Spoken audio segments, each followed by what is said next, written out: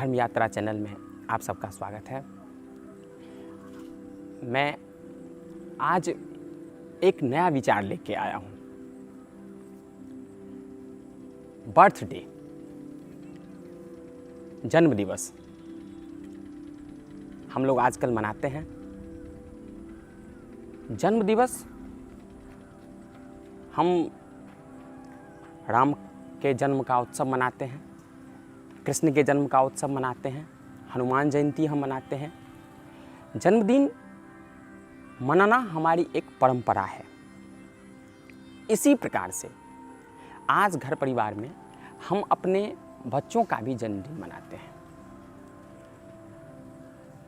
जन्मदिन मनाने से क्या हमारे दायित्व उन बच्चों के लिए पूरा हो जाता है?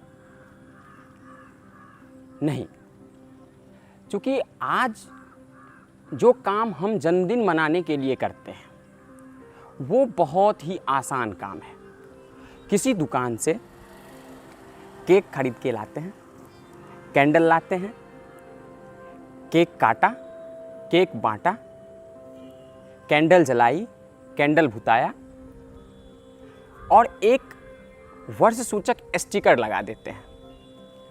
स्टिकर लगाने से इतना तो पता चल जाता है कि आज ये बच्चा इतने वर्ष का हो गया, लेकिन क्या उन बच्चों में दायित्व बोध, ये किसकी जिम्मेदारी है? हमारी, आपकी और सभी माता पिता की।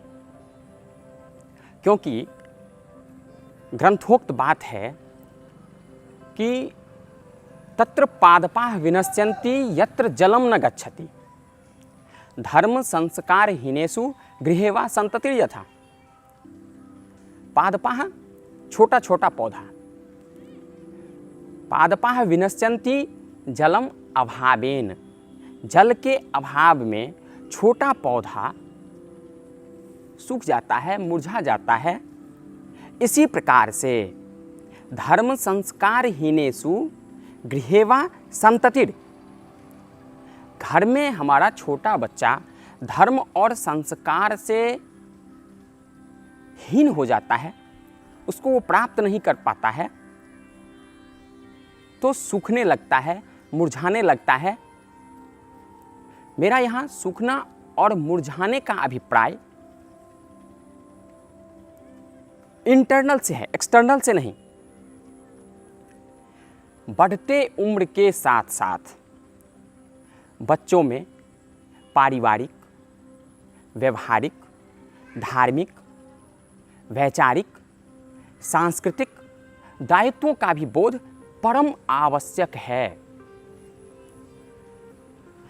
दायित्व बोध का हमारा कहने का अर्थ ये नहीं है कि उन बच्चों को दायित्व के तले दबा दिया जाए, बल्कि बच्चों में इस तरह से दायित्व बोध दिया जाए कि वो बच्चा उसे हंसते खेलते और मुस्कुराते अपने जीवन का राह बना ले।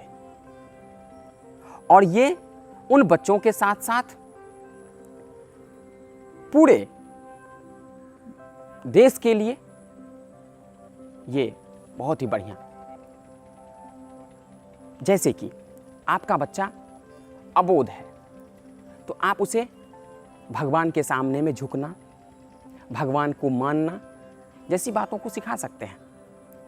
उसके बाद आपका बच्चा जब उससे बड़ा होता है, बोध हो जाता है उसको, तो उसे आप बड़ों का आदर करना, गुरुओं का आदर करना,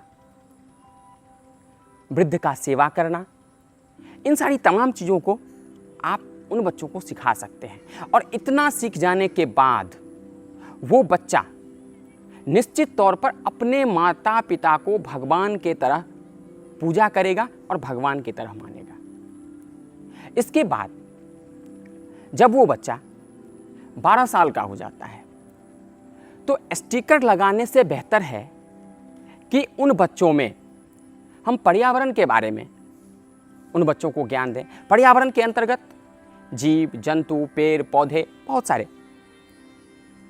12वें वर्ष दिन के फेस्टिवल के दिन हम उन बच्चों को ये प्रेरणा दे सकते हैं, प्रोत्साहित कर सकते हैं कि वो 12 पौधा लगाए, जिससे पर्यावरण सुरक्षित और वो बच्चा भी अपनी संस्कृति से। जब वो बच्चा 16 वर्ष का हो जाता है तो एक ग्रंथोक्त बात है कि लालियेत पंचमे वर्षे 10वें वर्षे ताड़ियेत और प्राप्ते तु 16 वर्षे पुत्रे मित्रे वदाचरेत।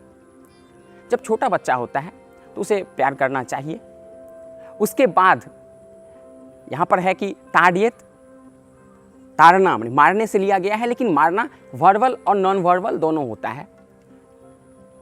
उन बच्चा को थोड़ा इस तरह से। उसके बाद जब वो बच्चा 16 वर्ष का हो जाता है तो पुत्रे मित्रे वदाचरित, शास्त्रोक्त बात है, शास्त्रों में कहा गया है से मित्रवत व्यवहार करना चाहिए उन बच्चों को। फिर उसके बाद उन बच्चों की सहानुभूति लेते हुए उसे हम सामाजिक निर्वहन का भी दायित्व बोध कराएं। सामाजिक दायित्वों का निर्वहन, चूंकि अब वो बच्चा 16 वर्ष का है, उसके बाद वो बच्चा अर्निंग मेंबर होगा। अर्निंग मेंबर से अब उसे ये जानकारी होगी कि हमें आर्थिक और शारीरिक रूप से सामाजिक दायित्वों का निर्वहन किस प्रकार करना है। ऐसे करने से निश्चित तौर पर हमारा देश विश्वगुरु के स्थान पर पुनः स्थापित होगा। मैं ये कतई नहीं कहना चाहता हूं कि आप केक ना काटें, कैंडल ना जलाएं, आप करें, लेकिन इसके साथ साथ बच्चों में दायित्व बोध भी परम आवश्यक है। अगर ये वीडियो मेरा अच्छा लगा हो तो आप इस चैनल को लाइक करें, सब्सक्राइब करें, कमेंट बॉक्स में अपना सुझाव ज़रूर लिखें।